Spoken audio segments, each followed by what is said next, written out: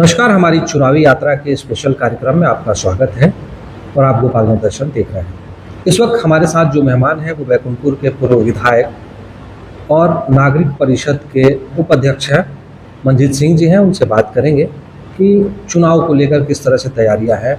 मंजीत सिंह लगातार फील्ड में रहते हैं, जनता को लेकर, उनकी सवालों को लेकर प्रशासनिक स्तर पर जाते हैं। कई बार तो ऐसा हुआ है कि अपने ही सरकार के खिलाफ वो आवाज़ उठा देते हैं चूँकि जनता की समस्या होती है। हमारे चैनल में स्वागत है। शुरुआत करेंगे। मंजीत जी, आपका बहुत स्वागत है। धन्यवाद। सबसे पहले शुरुआत करते हैं कि जनता से ऐसी क्या लगाव आपको है कि आप जनता की सवालों को लेकर हर वक्त प्रशासनिक अधिकारियों के यहाँ पहुँचे होते हैं? देखिए, मेरे परिवार की राजनीतिक जीवन की यात्रा जो है 50 वर्षों की है और आज़ादी के 75 वर्षों में मेरे स्वर्गीय पिता ब्रजकिशोर नारायण सिंह जी वो 72 में पहली बार बरौली विधानसभा क्षेत्र से विधायक बने और 74 में जेपी आंदोलन में जेपी के साथ उस आंदोलन में कूद पड़े और पहले बिहार विधानसभा के सदस्य थे जिन्होंने बिहार विधानसभा से उन्होंने 74 में इस्तीफा दिया और फिर 77 से उनकी राजनीतिक यात्रा बैकुंठपुर विधानसभा क्षेत्र से शुरुआत हुई और 95 तक वह विधायक रहे।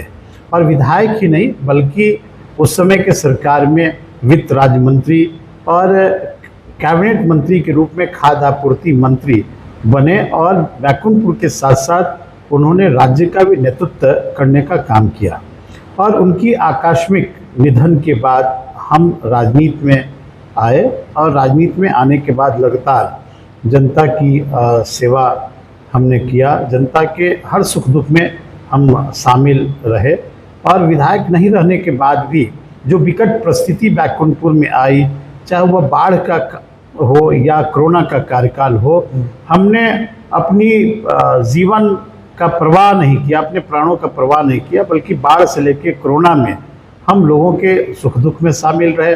जितने भी बच्चे हमारे बाहर गए थे, क्वारंटाइन सेंटर में आए, उस क्वारंटाइन सेंटर तक हम पहुँचे उनको उनकी व्यवस्था देखने के लिए, उनकी सुविधा प्रदान करने के लिए।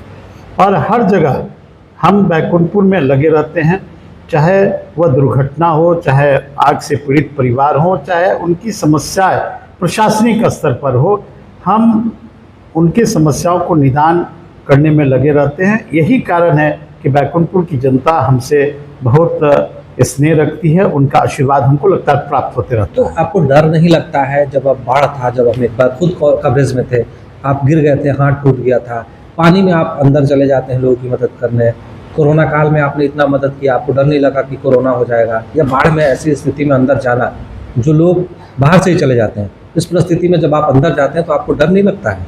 नहीं, देखिए, आदमी जब सामाजिक जीवन में है और समाज का नेतृत्व करता है, जनता की सेवा के भाव से हम राजनीति में आए, तो अच्छे और बुरे परिस्थितियां हों, उस परिस्थिति में खड़ा होना हमारी नैतिक जिम्मेवारी और जवाबदेही बनती है।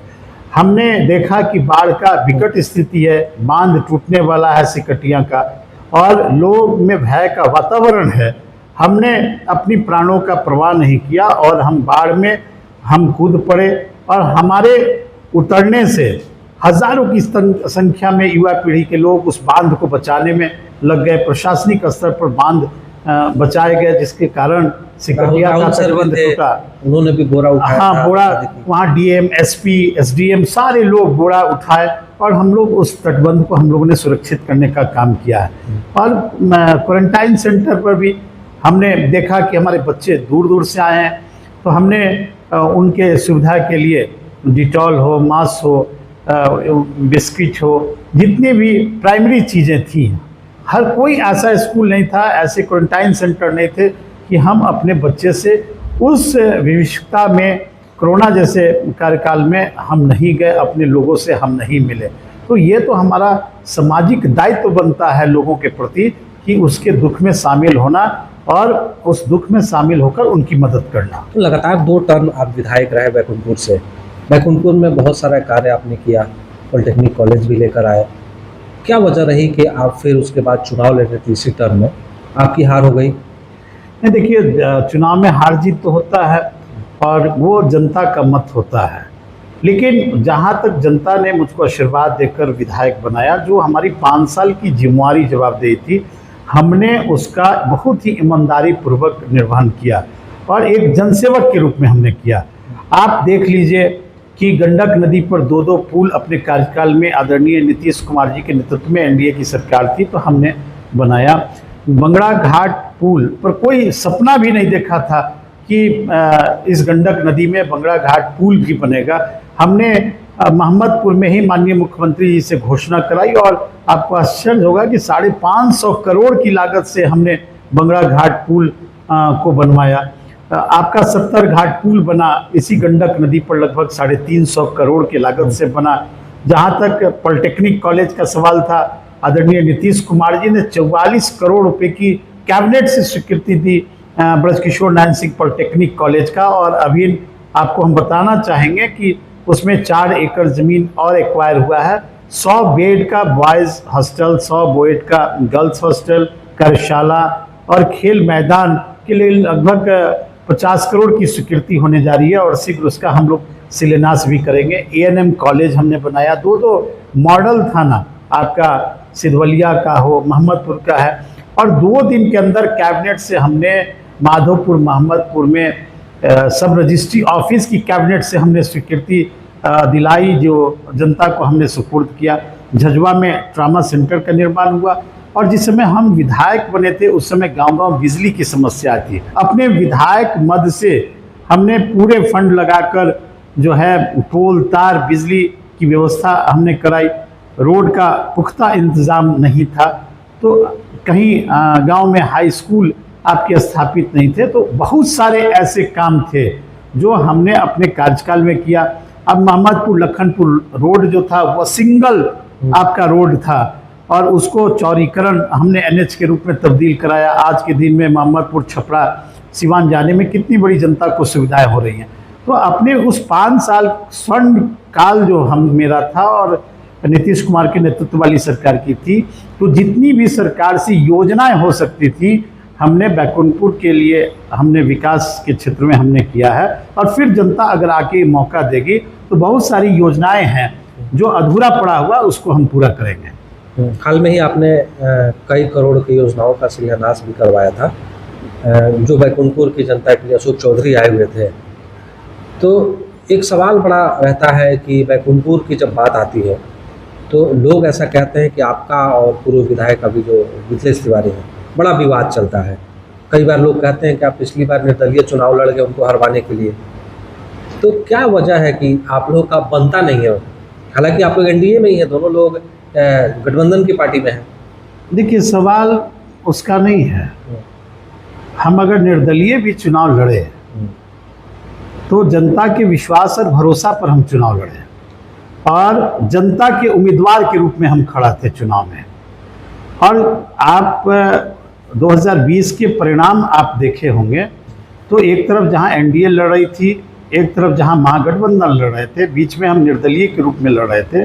तो बैकुंठपुर का 44,000 जनता ने मुझे अपना मत, अपना आशीर्वाद दिया और निर्दलीय के रूप में इतनी बड़ी संख्या में हमको जो मत आया वह अपने आप को हम खुशनसीब समझते हैं। और यदि हमको एनडीए उम्मीदवार बनाई रहती तो निश्चित रूप से 1 लाख मतों से हम विजय होते और बैकुंठपुर को विकास की और मुख्यधारा से हम जोड़ने का हम काम करते हैं। विवाद पर नहीं बोलेंगे, क्यों विवाद रहता है? हमारी विवाद किससे है?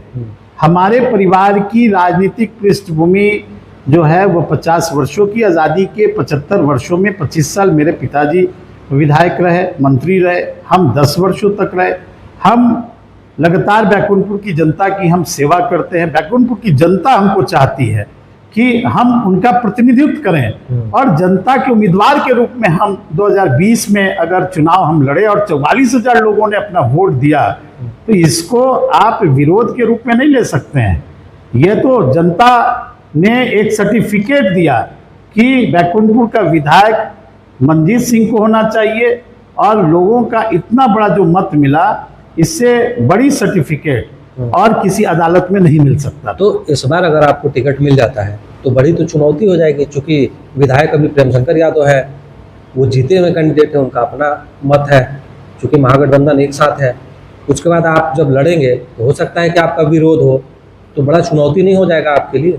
देखिए, इस बार कोई चुनौती नहीं है।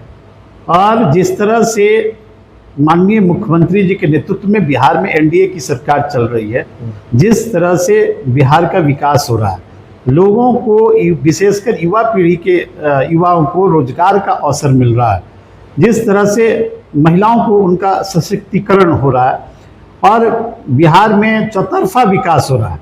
विकास के बुनियाद के आधार पर हम जनता के बीच जाएंगे और लगातार मुख्यमंत्री पर जो जनता का भरोसा और विश्वास है, उस आधार पर पुनः बिहार में नीतीश कुमार जी के नेतृत्व में एनडीए की सरकार बनेगी और बहुमत के साथ सरकार बनेगी। अच्छा, क्या करेंगे अगर आपको टिकट मिल जाता है? अशोक चौधरी ने भी तो इशारा कर दिया है कि टिकट हमारे अगर बस चले तो हम आज ही टिकट दे दें। लेकिन अगर आपको टिकट मिल जाता है बैकुंठपुर से, तो जनता को क्या कहेंगे? जनता के लिए आगे आप क्या करेंगे? नहीं, हमने तो सीधे कहा कि हम एक जनसेवक हैं और जनता के बीच रहने वाले प्रतिनिधि हैं। जनता के हर सुख दुख में हम शामिल रहते हैं और बैकुंठपुर का विकास करना मेरे जीवन का ये लक्ष्य है। और इस लक्ष्य को प्राप्त करने के लिए हमको यदि जनता अपना आशीर्वाद देती है तो बैकुंठपुर का जो विकास की गति रुकी हुई है, उस गति को और आगे तेज़ी से हम बढ़ाएंगे। और जो भी समस्या हो, किसान का समस्या हो, युवाओं की समस्या हो, महिलाओं की समस्या हो, गरीबों की समस्या हो, पेंशन की समस्या हो, जितनी बुनियादी समस्याएं हैं, उन समस्याओं को निराकरण करके हम बैकुंठपुर की जनता को एक खुशहाल हम बनाने का हमारा सपना है। उस दिशा में हम आगे जरूर हम काम करेंगे। अच्छा, कई बार ऐसा देखा गया है कि आप अपनी ही सरकार का विरोध कर देते हैं जब जनता की बात आती है। आपको डर नहीं लगता है कि जहां सरकार में लोग विरोध नहीं करते हैं, अपनी सरकार का कुछ भी हो पक्ष लेते हैं, लेकिन आप विरोध में उतर जाते हैं जनता के लिए, तो आपको डर नहीं लगता कि पार्टी आपको निकाल देगी या फिर आपको उससे नुकसान हो जाएगा पार्टी से?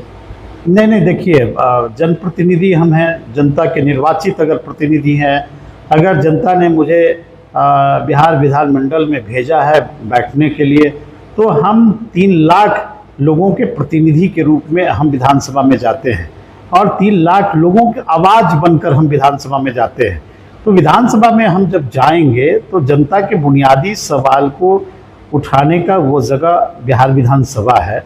और हम लगातार, हम जितना दिनों तक विधायक रहे विधानसभा में, और हम रोज़ अपने फेसबुक में डालते हैं अपने विधानसभा के डिबेट को, चाहे वह किसानों की समस्या हो, गरीबों की समस्या हो, बाढ़ की समस्या हो, वह एजुकेशन की समस्या हो, जितनी भी समस्याओं पर आप चर्चा कर लीजिए, हम सारे समस्याओं को अपने सरकार के समक्ष हम उस सवालों को उठाते हैं। और इसका मतलब ये नहीं कि हम सरकार के विरोध में हैं, बल्कि जनता के जो बुनियादी सवाल हैं, जो जनता की मांग है, उस बात को हम सदन में रखते हैं और सरकार उसको सुनती भी है और उस दिशा में हमारी सरकार उस समस्या का निराकरण का आश्वासन ही नहीं बल्कि उस समस्या का निदान भी करती है। चलिए, बहुत शुक्रिया हमारे साथ आप जुड़े। आगे हम फिर मिलेंगे आपसे नई चर्चा को लेकर। फिलहाल हम इस चर्चा को समाप्त करेंगे। तो आपने सुना कि किस तरह से जो पूर्व विधायक है, अभी नागरिक परिषद के उपाध्यक्ष हैं, और लगातार जनता के प्रति इनकी जो भावनाएं हैं वो जागरूक रहती है। घर हो, इनके घर पे भी हमेशा जनता दरबार जैसा लगा रहता है, लोगों की भीड़ लगी रहती है, अपनी अपनी समस्याएं लेकर लोग आते रहते हैं। उन्होंने साफ कहा है कि अगर हमें मौका मिलता है तो हम अगर विधायक बनते हैं तो जनता की छूटी हुई उस समस्याओं को फिर से एक बार प्रशासन और सरकार के बीच ले जाएंगे और उसको पूरा कराएंगे। तब तक के लिए हमें इजाज़त दीजिए। धन्यवाद।